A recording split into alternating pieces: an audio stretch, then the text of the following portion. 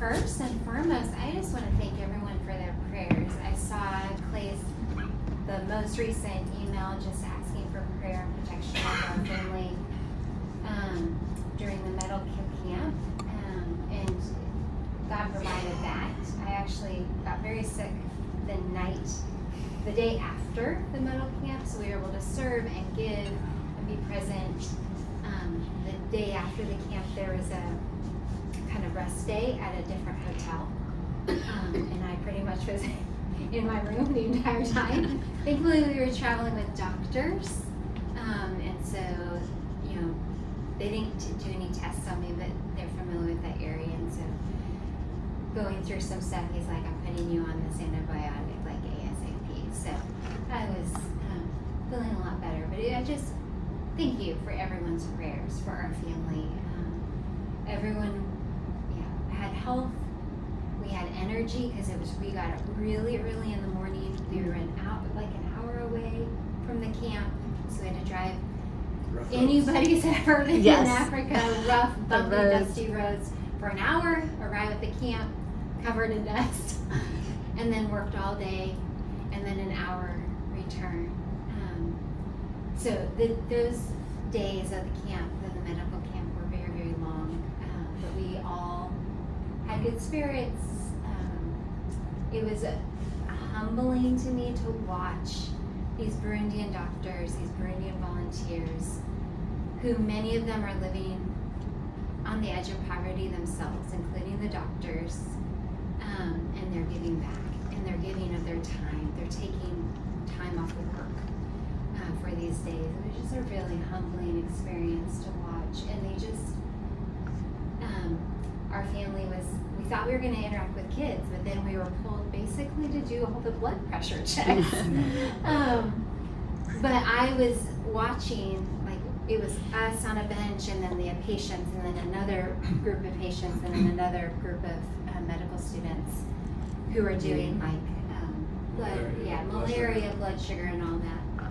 And I was just watching these medical students and how they greeted every patient with such joy and kindness and love.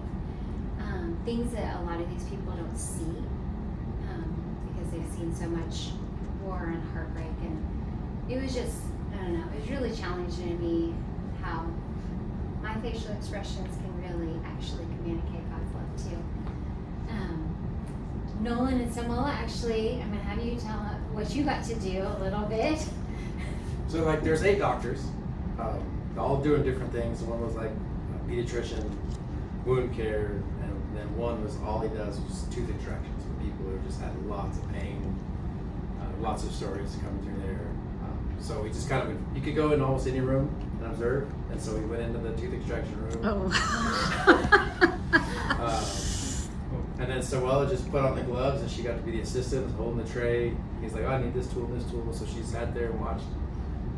He would this great guy, he knew English very well, so he would explain exactly what he's doing and why he's doing it. The reason that everybody was in line for the tooth extraction, because they're the only ones who use lidocaine. All the other tooth extractions was come in, open your mouth, and they try to pull the tooth as fast as possible. So the lines for tooth extraction was quite long. So we did 105 patients in 4 days. Wow. So yeah, I got to go in there, help clean some of the instruments, watch. It was an old clinic, not the cleanest of places, but they try their best. Yeah. So yeah, that was part of it. Now, is Samuela interested in Nursing. nursing? Yeah, she's Okay. interested in nursing, and I think it was exceptional experience for her to be able to watch these doctors serve.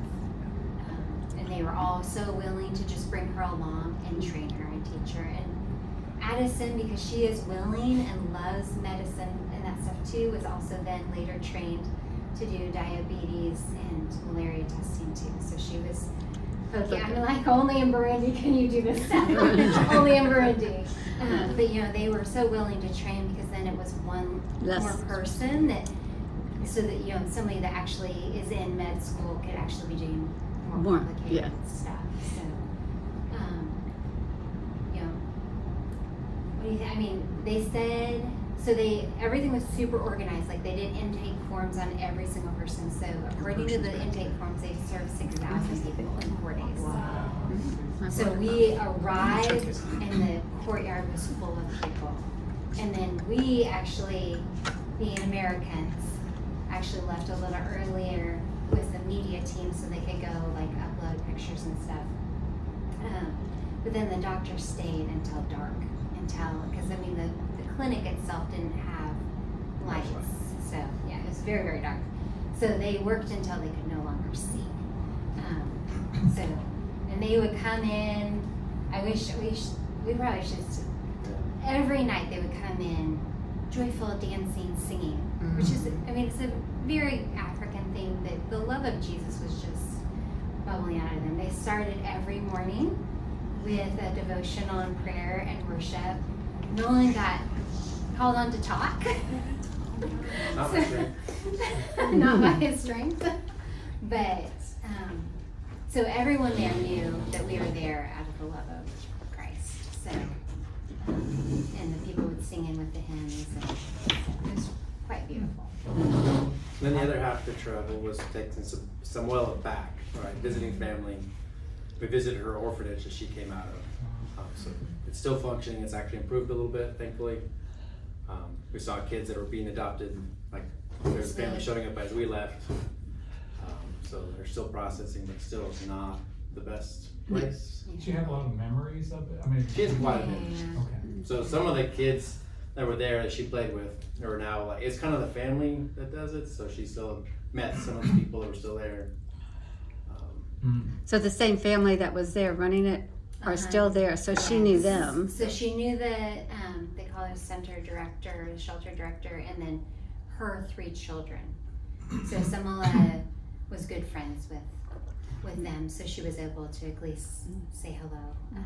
And then, I mean, she was asked to speak, and I was like, oh, I mean, this was our last day in country. We were all exhausted, and I thought, no, that's probably too much for her. But she said, no, I think I really, like the Lord is saying I need to say something. And so she spoke to the kids that are at the orphanage. A very simple thing, saying, I come out of this orphanage. God has a plan for you. It was just really touching to me. Because at that point I was kind of tired. So she did really well. Kids, sang to us, and we took some treats. How many kids are at the orphanage now? About 50. 50. Yeah. And just this one couple? It's a single woman. I think her husband passed away a few years ago. But yeah, so there's some government aid, but it's semi-private. It's kind of. Does she have other workers or helper?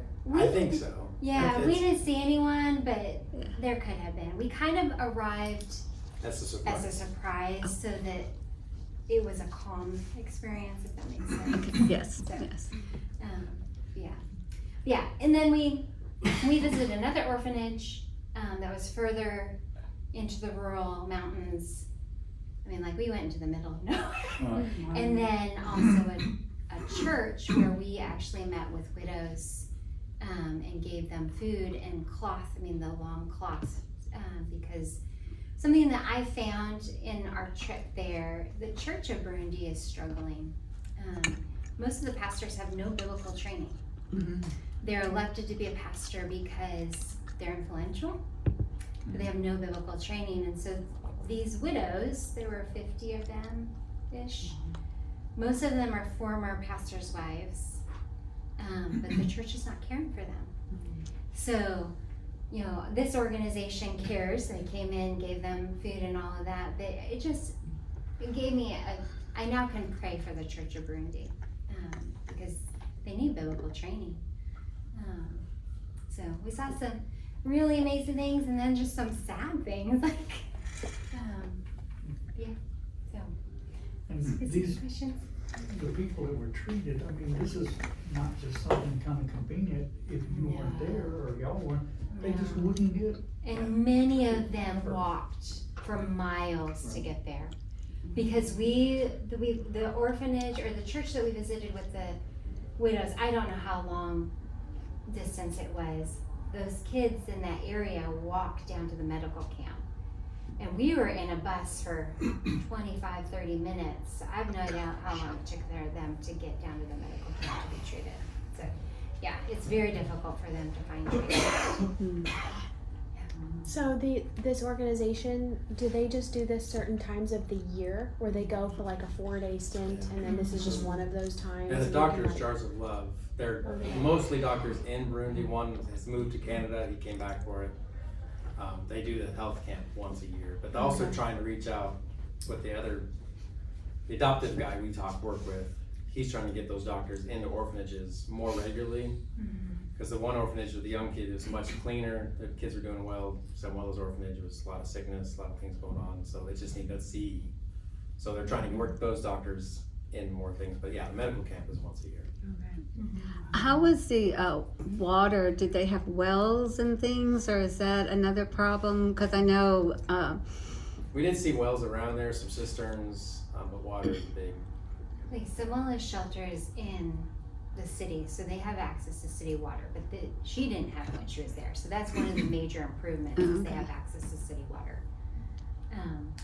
But yeah, I mean, you know, we as a family had to use bottled water for everything. And even our family friends that we talked with at their home in the big city had their water has been shut off the last 3 days. And so they're just trying to struggle with that. Yeah, I know it's very inconsistent. Yeah, and that's a major city, so electricity is Power go out all the time. all the time. Water. So how was everybody's blood pressure?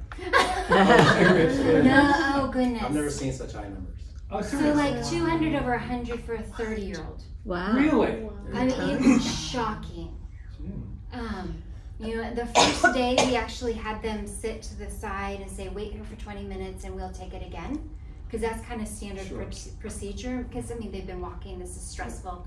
They don't know who I am. There's all those things. By the last day, the doctor's like, it's not helping. So like, just send them in. Just send them in. So I feel like the younger, youth-ish. They did 60 and it'd just be huge numbers. Yeah. What's spiking it like that? Just the poor health, the Yeah. poor. General dietary stuff? Eating once a day is very common, and it's a high starch diet, rice, bananas. But also, I mean, especially in the older men, probably alcohol use. But I think, because one of the people that, there were another adoptive family that they were just there for a short while. She's a PA here in the U.S. And she just said it's probably just the diet is so inconsistent. So it was crazy, because I mean, we're starting and writing. I was like, this can't be true. Like, we're testing, like we're moving machines. Wow. So yeah. How long were we there for? Like 10, 12 days? It was for at least 14, 15. 14, okay. Yeah. From the first, we left with 15. So. Wow. Yeah. What did y'all eat? Did y'all have to just eat what they like? So many rice beans. Like that's like their main thing is like Lots rice. of- Blood pressure sensitive? Lots of fried fish heads. No, it was the whole thing. The more natives you eat, more in the head. Did you get any goat? We We had did not goat. try any goat. A lot of chicken. Yeah, The a lot goat of wasn't chicken. bad. We had it. Yeah. I had it once in The Uganda. food wasn't terrible. It just was, I think we were just kind of tired. We don't eat a high carb diet, Yeah. so we were just Yeah, it's hard to do. But we were grateful for food. They took care of us. I mean, unfortunately, because we're Americans, they put us up on a pedestal, and I hated that. So we tried very hard to humble ourselves as much as possible. You know, even Addison, she had been given a room by herself. She's like, no, I'm in a room with the other doctors and volunteers. And so she did. And I was proud of her, because she didn't need a room by herself. But I think that really helped her build sweet friendships. Yeah. So